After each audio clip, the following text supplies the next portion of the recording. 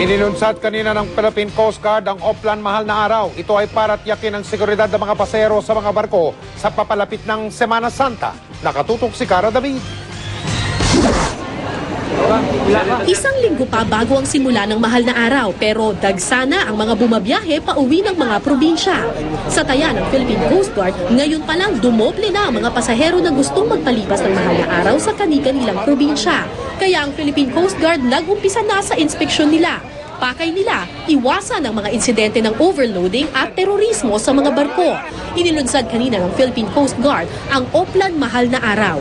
Bukod sa mano-manong inspeksyon, lahat ng bagahe ay daraan na sa inspeksyon ng mga K9 unit. Lahat ng mga bagahe ay kailangan dumaan sa X-ray machine na ito. At ang sabi nila, lahat daw ng mga bagahe kapag meron daw itong bladed weapons or deadly weapons ay madedetect niya. Kung kunyari meron akong baril, kahit daw balutin ko pa to at ilagay ko sa loob ng isang bag at ilagay pa sa isa pang bag, madedetect pa rin daw niya. Tinesting ang X-ray na ito kanina, ang baril na binalot ng ilang beses pagdaan sa X-ray, nakita pa rin ito. Sa buwan ng Marso, umabot na sa mahigit 100 ang mga deadly weapon na nakukumpiska ng shipping company na Negros Navigation. Pati lagare, bolt cutter at iba pang matalas na bagay, bawal. Bawal din ang mga airsoft gun at maging gasolina at lighter fluid. Pagdating sa port, pagbaba ng mga pasahero, meron silang binibigay kami papeles, yung slip na tinatawag, and then makukuha nila. Because may mga pangalan ito. Except for the deadly weapons, confiscated na ito lahat na deadly weapons. Bawal na nila makuha. Ito turnover na namin sa mga pulis ito. Hanggang loob ng barko, susuyuri ng mga K9 unit bilang bahagi ng kanilang anti-terrorism efforts. May itatalaga ring sea marshals na sasakay mismo sa barko para masiguradong walang overloading. Meron din po tayong sea marshals na sasama sa barko, no?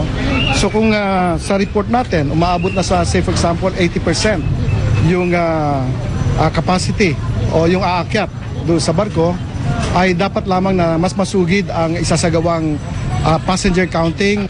Isa rin sa i-check ng Coast Guard kung sapat sa mga pasahero at maayos ang mga life vest sa loob ng mga barko. May quick reaction team din ang Coast Guard sa mga critical ports sa buong bansa. May medical team at rescue team itong kasama na handang tumugon sa anumang emergency. Maaari raw ipaabot sa Philippine Coast Guard ang anumang reklamo o sumbong sa kanilang hotline 0917-PCG-DOTC o sa landline 527-3877. Cara David, nakatutok 24 oras.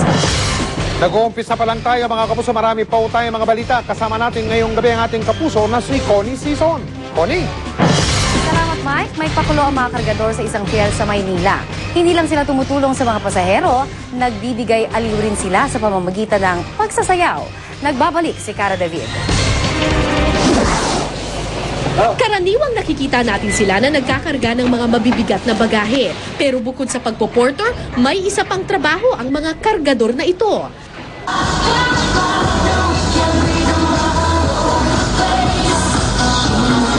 Sa pier ng Negros Navigation, dancer din ang mga porter.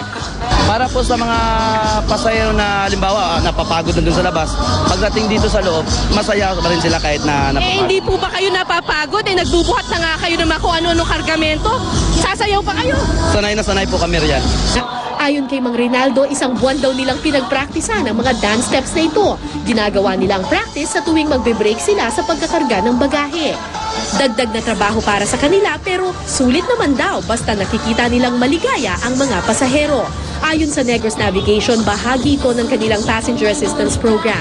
Hindi lang kasi kaligtasan ng mga pasahero ang kanilang isinasaalang-alang, kundi pati na rin ang kanilang kaligayahan.